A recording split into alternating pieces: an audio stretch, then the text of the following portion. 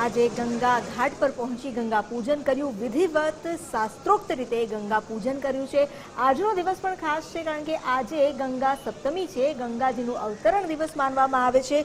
હિન્દુ ધર્મશાસ્ત્રમાં આ દિવસને ગંગા અવતરણ દિવસની સાથે જે કથાઓ છે તે પણ જોડાયેલી છે। ત્યારે આજના દિવસે જે પુષ્ય નક્ષત્ર પણ છે એક અનોખો સંયોગ બની રહ્યું છે અને એ સંયોગમાં આજે પ્રધાનમંત્રી નરેન્દ્ર મોદી જેઓ વારાણસીમાં પોતાનું નામાંકન પત્ર ભરશે। જો કે નામાંકન પત્ર ભરે તે પહેલા તેમણે તેમના જે કાર્યક્રમો છે જેમાં દિવસની શરૂઆત જો કરીએ એવું કહી શકાય તો તેમણે દશાશ્વમેઘ ઘાટ પહોંચીને ગંગા પૂજનથી પોતાના દિવસની શરૂઆત કરી છે। આજે મિશન કાશી છે, મિશન કાશી ને પાર પાડવા માટે સૌથી પહેલા માં ગંગાના આશીર્વાદ લીધા।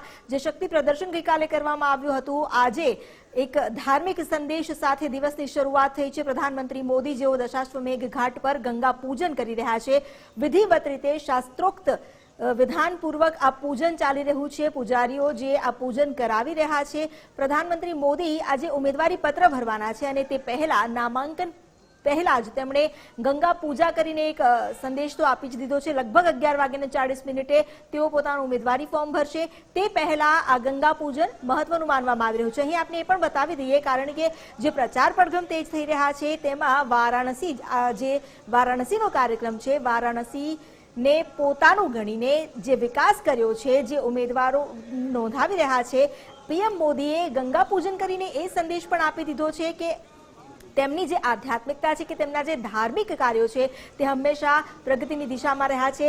વારાણસીની બેઠક પર તેઓ ત્રીજી વખત ઉમેદવારી નોંધાવાના છે, ત્યારે દશાશ્વમેઘ ઘાટ પર તેમણે ગંગા પૂજન કરીને આજના દિવસની શરૂઆત કરી છે। આપણે અહીં એ જણાવી દઈએ કે ઘણા સમયથી જે પ્રચાર પડઘમ ચાલી રહ્યો છે, હવે વારાણસીમાં જે આ 2 દિવસ એક ભવ્યાતિ ભવ્ય કાર્યક્રમ પણ કહી શકાય કારણ કે ગઈકાલે સાંજે પણ વારાણસીમાં જે રોડ શો યોજાયો હતો, આ રોડ શોમાં શક્તિ પ્રદર્શન કરવામાં આવ્યું હતું। કાર્યકરોએ પણ ઉત્સાહ બતાવ્યો અને એક રીતે જે શક્તિ પ્રદર્શન હતું એ જીત તરફ જઈ રહ્યું હોય તેવો સંદેશ આપવામાં આવ્યો। પરંતુ વારાણસી જે ખાસ છે, અહીં ત્રીજી વખત પ્રધાનમંત્રી નરેન્દ્ર મોદી ઉમેદવારી નોંધાવા જઈ રહ્યા છે, ત્યારે આ વખતે ઇતિહાસ રચાય તેવો દાવો કરવામાં આવી રહ્યો છે। જે સૂત્ર આખા દેશમાં અત્યારે ભાજપ આપી રહ્યું છે, અબકી બાર 400 પાર, તેને લઈને પણ પ્રચાર તેજ કરાયો છે અને આ પ્રચારમાં વારાણસીમાં ગઈકાલે જે ભવ્યાતિ ભવ્ય રોડ શો યોજાયો હતો, માત્ર કિલોમીટરો જેમાં આ પ્રધાનમંત્રી નરેન્દ્ર મોદીએ શક્તિ પ્રદર્શન કર્યું હતું, ત્યારે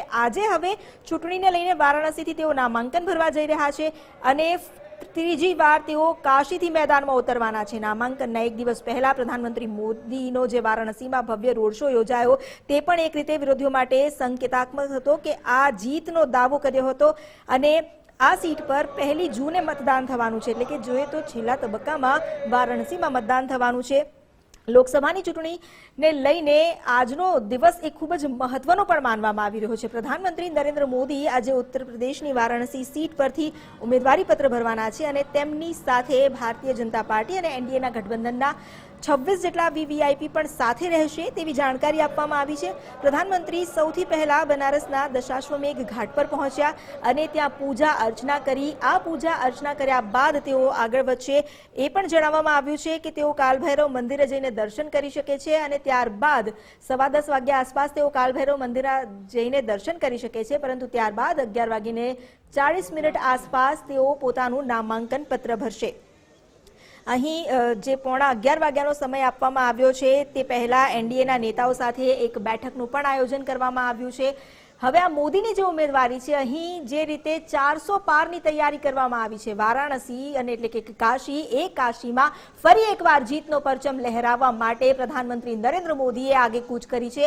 અમે સહયોગી વિજય દેસાઈ જોડાયા છે, તેમની સાથે વાત કરીએ। વિજય, જે વારાણસીમાં આજે તેઓ નામાંકન પત્ર ભરવાના છે પીએમ, અહીં આજે ગંગા સપ્તમી અને સાથે પુષ્ય નક્ષત્ર, આ એક ચીલો રહ્યો છે ભાજપનો કે જ્યારે પણ આ પ્રકારની કોઈક ધાર્મિક ગતિવિધિઓ હોય તો તેને પણ તેઓ અવસરમાં પરિવર્તિત કરતા હોય છે। હવે આજે નામાંકન પત્ર ભરે તે પહેલા પણ અનેક ધાર્મિક કાર્યક્રમો પણ છે।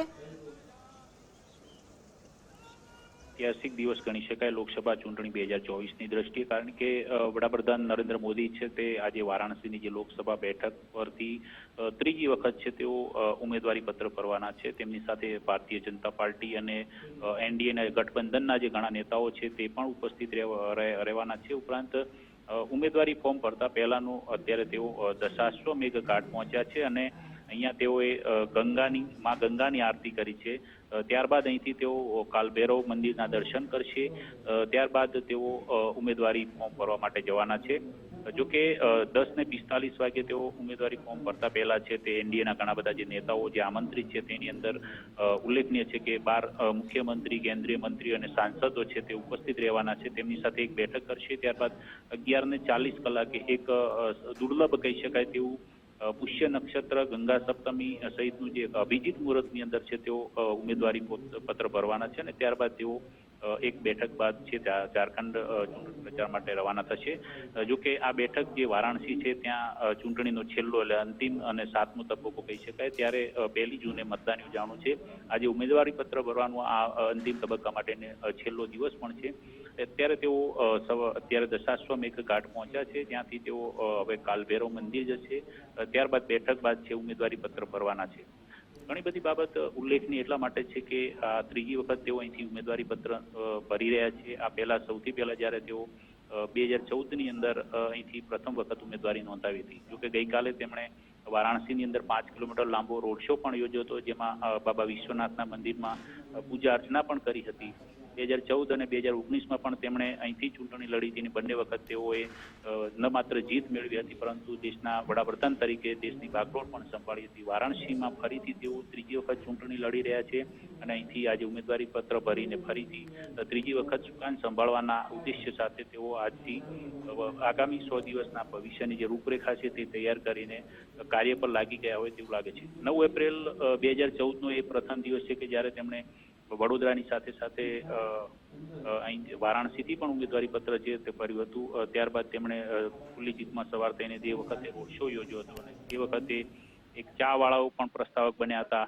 આજે પણ તેમની જે ઉમેદવારી છે તે ઉમેદવારી પત્ર ભરવાની જે સંપૂર્ણ તૈયારી થઈ ચૂકી છે અને જે શિડ્યુલ છે તે ફિક્સ થઈ ચૂક્યું છે. તો તેમના જે 4 પ્રસ્તાવકો છે તેની અંદર પણ જે ખાસ નામ સામે આવી રહ્યા છે તેમાં એક છે પંડિત ગણેશ્વર શાસ્ત્રી, કે જે અયોધ્યામાં રામ મંદિરની જે પ્રાણ પ્રતિષ્ઠાનું જે શુભ મુહૂર્ત જેમણે નીકાળ્યું હતું એ બ્રાહ્મણ સમાજમાંથી આવતા પંડિત ગણેશ્વર શાસ્ત્રી વડાપ્રધાન મોદીના પ્રસ્તાવક બન્યા છે. એ ઉપરાંત અન્ય એક મોટું નામ છે બૈજનાથ પટેલ, જેઓ ઓબીસી સમાજમાંથી આવે છે અને સંઘના જૂના અને સમર્પિત કાર્યકર્તા રહેલા છે. તે પણ વડાપ્રધાન મોદીના પ્રસ્તાવક બન્યા છે. ઉપરાંત લાલચંદ કુશવાહા છે કે જે ઓબીસી સમુદાયમાંથી આવે છે અને ચોથા જે વ્યક્તિ પ્રસ્તાવક છે તે ઘણું દર્શનીય નામ છે સંજય સોનકર, જે અનુસૂચિત જાતિમાંથી એટલે કે દલિત સમાજમાંથી આવે છે. આ 4 પ્રસ્તાવકો છે તે વડાપ્રધાન મોદીના ઉમેદવારી પત્રની અંદર છે તે સહી કરવાના છે અને આજે તેઓ 11:40 કલાકે શુભ મુહૂર્તમાં, અભિજીત મુહૂર્તમાં ગંગા સપ્તમી અને પુષ્ય નક્ષત્રના શુભ સંયોગની અંદર આ ઉમેદવારી પત્ર તેઓ અત્યારે નોંધાવાના છે. ત્યારબાદ અત્યારે જ વડાપ્રધાન મોદીના આગમનને પગલે વારાણસીનું જે કલેક્ટર પરિસર છે તેની સુરક્ષા સઘન કરી દેવામાં આવી છે. મોટાભાગે વીવીઆઈપીનો જમાવડો હોવાના કારણે સુરક્ષાની અંદર ખાસ તકેદારી પણ રાખવામાં આવી રહી છે. ત્યારબાદ અત્યારે જે વારાણસીનું સૌથી મહત્વનું કહી શકાય તેવું જે રુદ્રાક્ષ કન્વેન્શન સેન્ટર છે કે જેમનું વડાપ્રધાન મોદીએ ખાતમુહૂર્ત પણ કર્યું હતું અને ઉદ્ઘાટન પણ કર્યું હતું. ત્યાં તેઓ ભાજપના જે કાર્યકર્તાઓ છે તેમની સાથે બેઠક પણ કરવાના છે. અમિતા જી બિલકુલ, આપણી પાસે ફરી જોડાઈશું, પરંતુ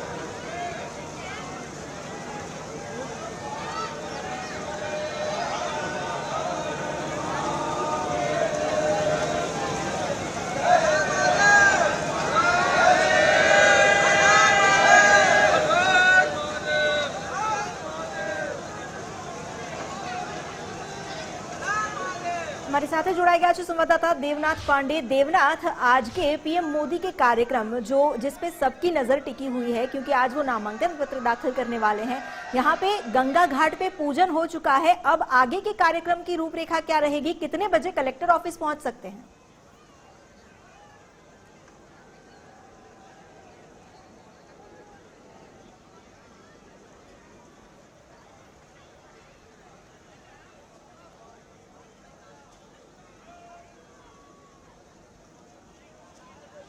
देखिए अमिता, बिल्कुल साफ तौर से लोकसभा चुनाव के 7वें और अंतिम चरण के लिए नॉमिनेशन की प्रक्रिया शुरू हो चुकी है और कल भी हमने देखा था प्रधानमंत्री नरेंद्र मोदी ने भारत से भव्य रोड शो किया था और इस रोड शो की झलक पूरी दुनिया ने देखी, क्योंकि भारत एक ऐसा लोकतंत्र है कि पूरी दुनिया की निगाहें भारत के लोकसभा चुनाव पर है। और आज पीएम मोदी जब सबसे पहले क्रूज के जरिए गंगा नदी में सवार होकर वो जाते हैं, दशमेध घाट पर जाकर सबसे पहले स्नान करते हैं, पूजा अर्चना करते हैं और उसके बाद जो उनकी आगे की प्रक्रिया है, कहा जा रहा है कि एक छोटी सी बैठक भी होने वाली है और बैठक के बाद करीब 11:19 का वो वक्त दिया गया है जब पीएम मोदी कलेक्ट्रेट ऑफिस पहुंचेंगे और अपना नामांकन भरेंगे। और इससे पहले भी कहीं न कहीं देखा जा रहा है कि कलेक्ट्रेट ऑफिस के बाहर सुरक्षा व्यवस्था चाक चौबंद कर दी गई है, क्योंकि प्रधानमंत्री नरेंद्र मोदी का ये तीसरा देखा जाए तो ये वाराणसी के लोकसभा सीट से उनकी उम्मीदवारी है। और इससे पहले भी हमने देखा था जब 2014 में पीएम मोदी सबसे पहले वाराणसी के इस लोकसभा सीट पर अपना नामांकन भरने के लिए पहुंचे थे।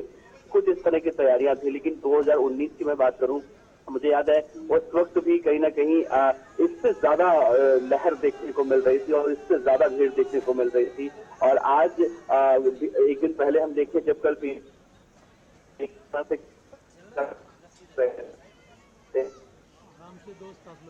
कहें हम परंपरा एक होती है, वो परंपरागत तरीके से लोग पीएम मोदी का स्वागत करते दिखाई दे रहे थे। अलग अलग राज्यों की झांकियां देखने को मिल रही थी, तो वो कहीं ना कहीं एक तरह से कहें कि एक अलग परिदृश्य देखने को मिल रहा था।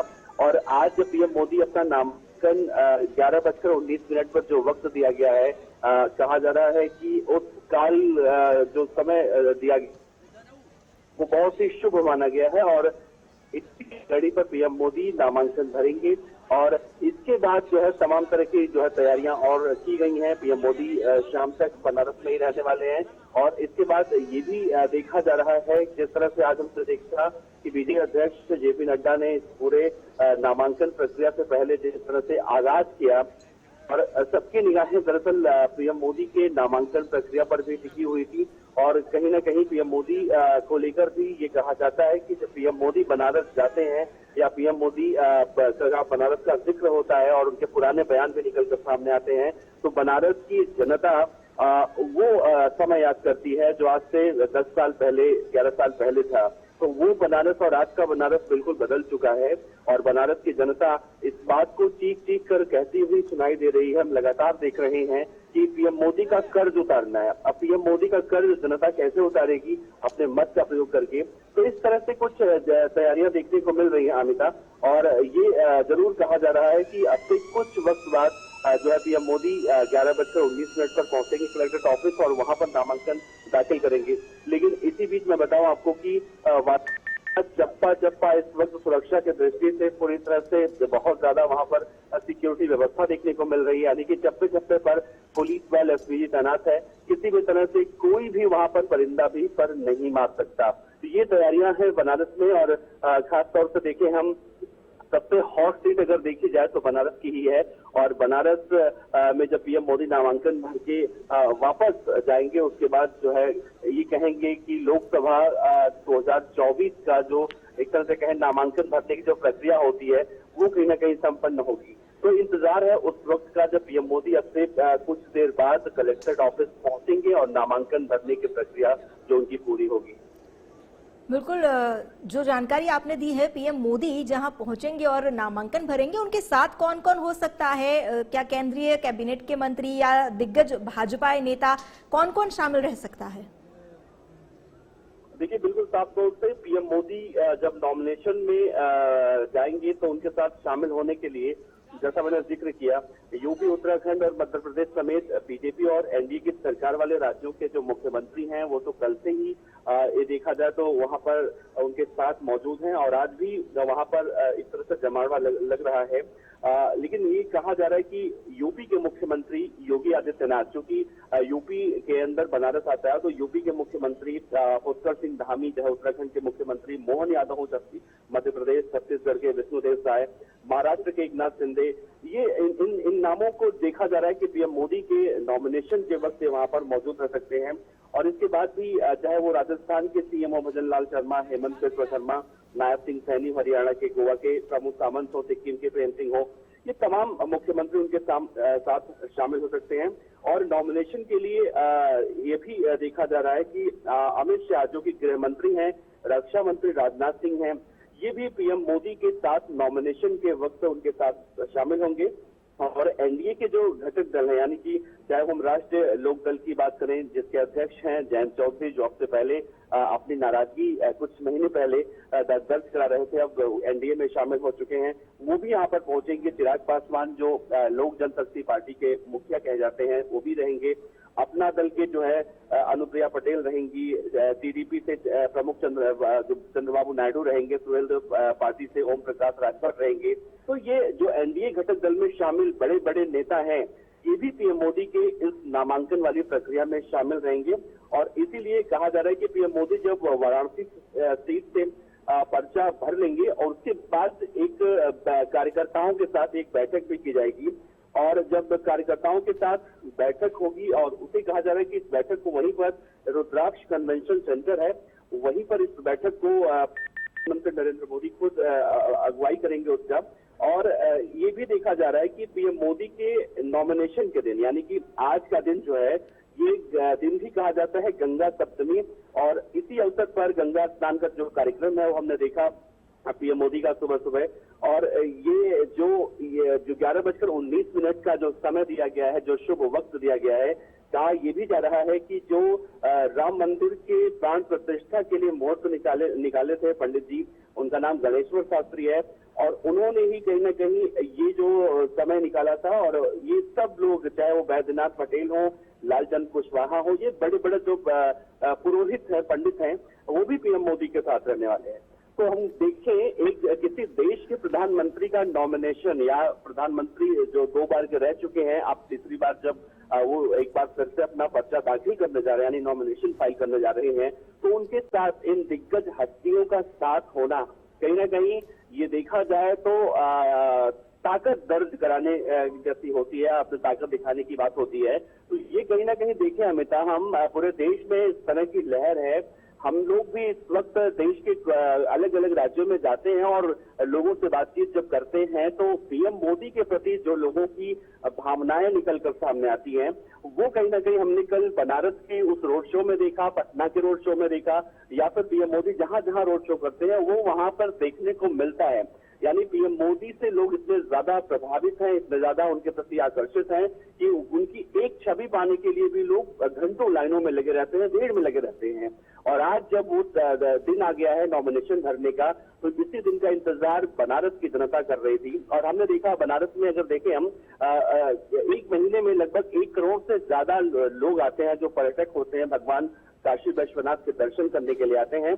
वो सब कहीं ना कहीं अब जिन्हें पहले से शेड्यूल था जिनका कि हमें कल जाना है, वो 2 दिन एक्स्ट्रा रुक के जाने हैं कि पीएम मोदी को कम से कम एक झलक देख ले, या फिर ये समझ सकते हैं कि पीएम मोदी जब नामांकन भर रहे थे उस वक्त मैं वहां पर मौजूद था। तो कुछ लोगों की जो हम देखें तो सोच कुछ इस तरह से देखने को मिल रही है। तो आज का दिन देखा जाए बीजेपी के लिए, प्रधानमंत्री नरेंद्र मोदी के लिए काफी अहम है। गंगा सप्तमी का दिन है और ये दिन उन्होंने चुना था नामांकन भरने के लिए। और आज की वो घड़ी कहें, शुभ घड़ी बीजेपी के लिए, पीएम मोदी के लिए आ गई है। और अब से कुछ देर बाद जब वो नामांकन भरने के बाद निकलेंगे, कार्यकर्ताओं को कहीं न कहीं रुद्राक्ष कन्वेंशन सेंटर में संबोधित करेंगे, उनके साथ एक बैठक करेंगे, ताकि उनके अंदर एक जोश देखने को मिल सके, उनके अंदर वही जोश भरा जा सके जो खुद पीएम मोदी के अंदर है। यानी कि देखें हम अमिता, कहने का तात्पर्य ये है कि पीएम मोदी आज बनारस में रहते हैं, तो कल बिहार में रहते हैं, तो परसों कहीं और रहते हैं।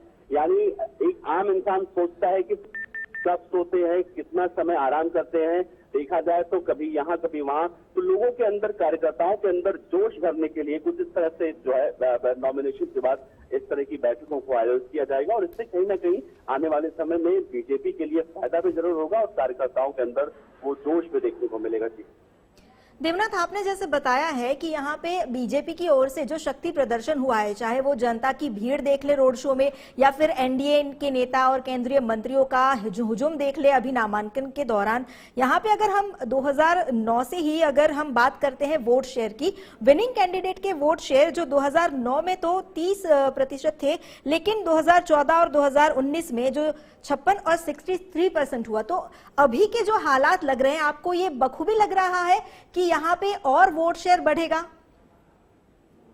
देखिए, जाहिर सी बात है 2009 और 2014 इन दोनों ही सालों की अगर हम बात करें, जब लोकसभा के चुनाव जब हुए, तो इन दोनों ही सालों में वोटिंग जो परसेंटेज था उनमें 2014 में आंकड़ा ज्यादा देखने को मिला। और इस बार अमिताभ, हम इस तरह से भी समझ सकते हैं कि कल जब पीएम मोदी बनारस में रोड शो कर रहे थे तो हमने देखा कि एक भावना है कि एक खास समुदाय के लोग पीएम मोदी को पसंद नहीं करते हैं, लेकिन जब वहां पर लोगों से बातचीत की जा रही थी तो लोगों का कुछ अलग ही कहना था। जो अलग समुदाय से, खास समुदाय से कुछ लोग वहां पर पीएम मोदी के समर्थक भी पहुंचे थे, तो ये कह रहे थे कि हमारे समुदाय में ये कहा जाता है कि महिलाएं घरों से बाहर नहीं निकलती हैं, जबकि उनकी समस्याएं ये हैं कि उनका वोटर आई कार्ड या फिर उसमें उस लिस्ट में, वोटिंग लिस्ट में उनका नाम नहीं होता है और वो पूरी तरह से अपने आप को सौभाग्यशाली कहते हुए दिखाई दे रहे थे कि वो पीएम मोदी को ही अगला प्रधानमंत्री देखना चाहते हैं देश का।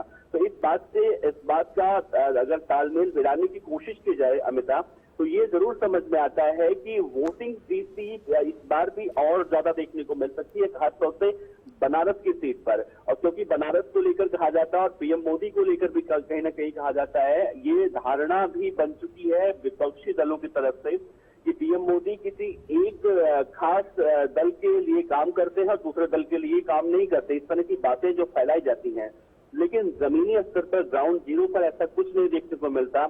उसी समुदाय की महिलाएं, पुरुष अब खुलकर मीडिया के समक्ष आते हैं, अपना सोशल मीडिया के जरिए अपने अपने प्रतिक्रियाओं को रखते हैं। और इस बार जिस तरह से हमने भीड़ देखा, तो ये जरूर माना जा रहा है कि पिछली बार यानी 2019 से ज्यादा इस बार वोटिंग हुई बनारस में देखने को मिल सकता है। जी धन्यवाद जानकारी देने के लिए। વડાપ્રધાન નરેન્દ્ર મોદી જો આજે વારાણસીથી નામાંકન ભરવાના છે, ત્યારે તેમણે તે પહેલા સોશિયલ મીડિયા સાઇટ એક્સ પર એક વિડીયો શેર કર્યો, કાશી સાથે મારો સંબંધ અદ્ભુત, અભિન્ન, અપ્રતિમ। તેમણે એટલું જ લખ્યું અને સાથે એ પણ લખ્યું છે કે બસ એ જ કહું છું કે આને શબ્દોમાં ન વર્ણવી શકાય। 11:40 મુહૂર્તમાં પીએમ મોદી વારાણસીથી ત્રીજી વાર નામાંકન ભરવા જઈ રહ્યા છે, ત્યારે નામાંકન પહેલા મોદી કાલ ભૈરવ મંદિરે દર્શન કરશે અને દશાશ્વમેઘ ઘાટ પર તેમણે ગંગા પૂજન પણ કર્યું। मैं जब 2014 में काशी गया तो मेरे मुंह से ऐसे ही एक भाव निकल गया, न मैं यहां आया हूं, न मुझे किसी ने भेजा है, मुझे तो मां गंगा ने बुलाया है। लेकिन आज 10 साल के बाद मैं पूरे भावुकता से कह सकता हूं, आज मुझे लगता है कि मां गंगा ने मुझे गोद लिया है। 10 साल बीत गए, काशी से इतना नाता जुड़ गया कि अब मैं कभी भी बोलता हूं तो यही कहता हूं, मेरी काशी। एक मां बेटे का जैसा वो रिश्ता मैं मेरी काशी के साथ।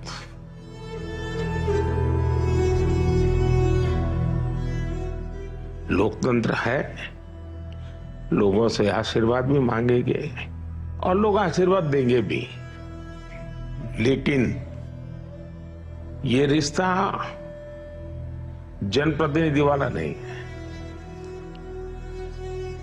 ये रिश्ता किसी और ही अनुभूति का है जो मैं फील करता हूं। कर्म ही है धर्म मेरा, धर्म ही है मेरा जीवन। तो देश मेरा, देश ही मेरा तन मन। विकास की लहरें उठी, धरती हो गई और पावन।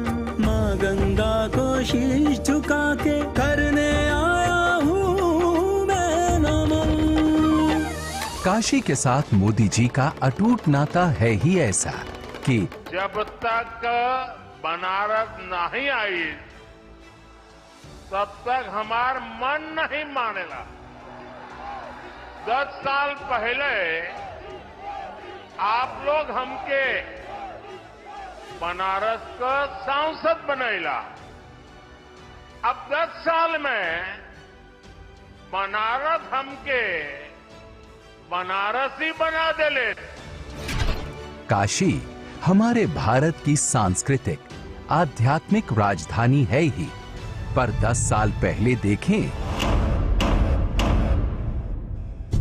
तो बनारस के सिर पर तारों का जाल, घाट घाट गंदे बेहाल, ट्रैफिक जाम, अटकते लटकते भटकते काम, भक्तों को अपार कष्ट और पर्यटक त्रस्त।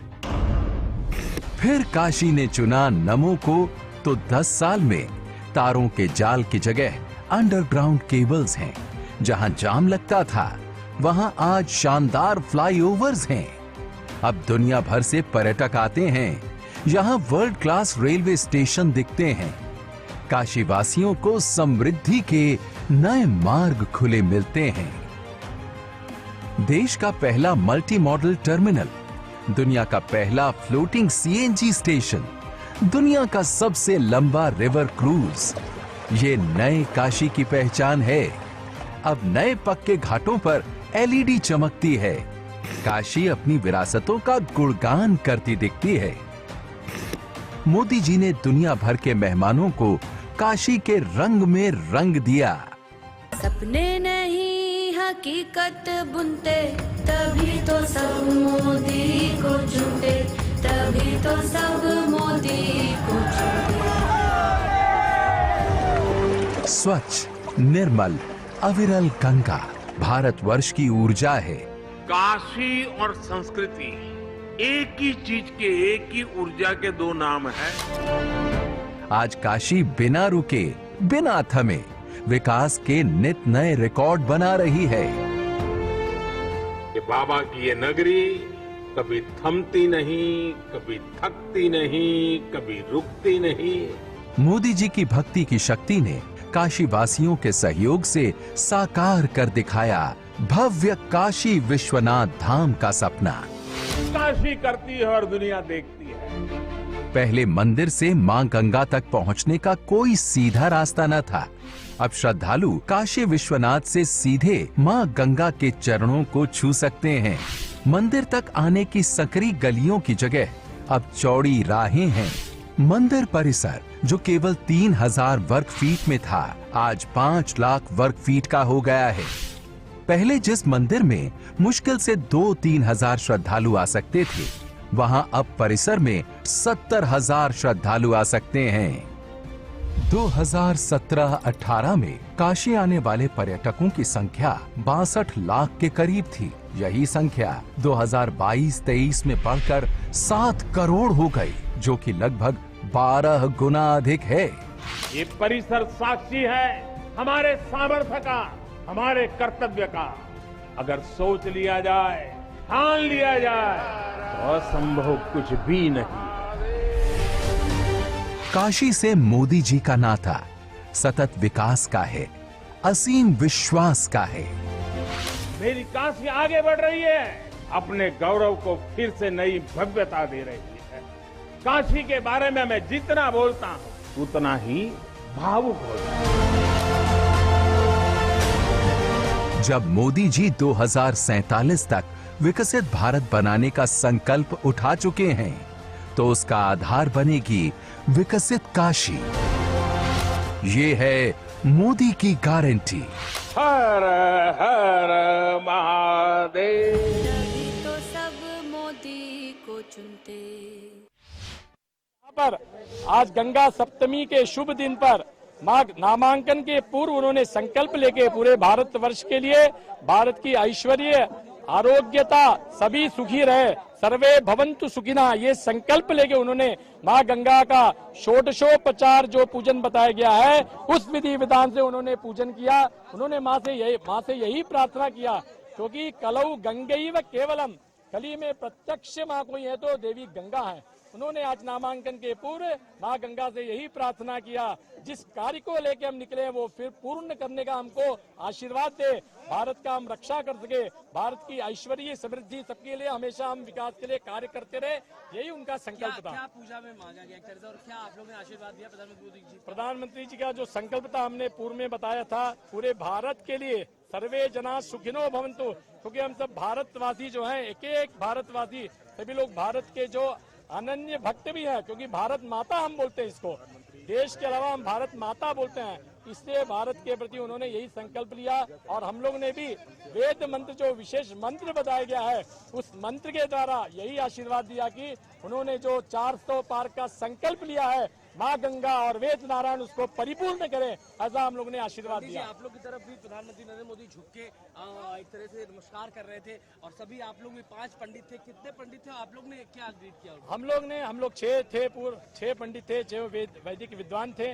वो तो हमारे प्रधानमंत्री जो देश के राजा नहीं चक्रवर्ती हैं, उनका विनम्रता है कि आके वो ऐसे हम लोग को झुक के प्रणाम करते हैं, तो हम लोग के लिए तो सौभाग्य का बात है।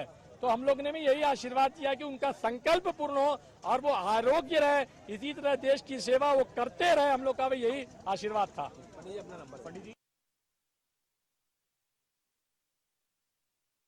તો પ્રધાનમંત્રી નરેન્દ્ર મોદી જેમણે દશાશ્વમેઘ ઘાટ પર ગંગા પૂજન કર્યું, ગંગા માતાનું ષોડશોપચાર પૂજન કરીને સર્વ સુખિનઃ ભવંતુ આ પ્રાર્થના કરી, ભારત દેશ માટે પ્રગતિની કામના કરી। જે પૂજારી છે તેમણે આ સ્પષ્ટપણે જણાવ્યું છે કે ખૂબ જ આધ્યાત્મિક ભાવ સાથે અને ધાર્મિક ભાવ સાથે પ્રધાનમંત્રી નરેન્દ્ર મોદીએ માં ગંગાનું ષોડશોપચાર પૂજન તો કર્યું જ, સાથે તેમની આરતી પણ ઉતારી। આજે જ્યારે પ્રધાનમંત્રી નરેન્દ્ર મોદી નામાંકન ભરવાના છે તો નામાંકન ભરવા પહેલા તેમણે ગંગા પૂજન સાથે આ કાર્યક્રમોની શરૂઆત કરી છે।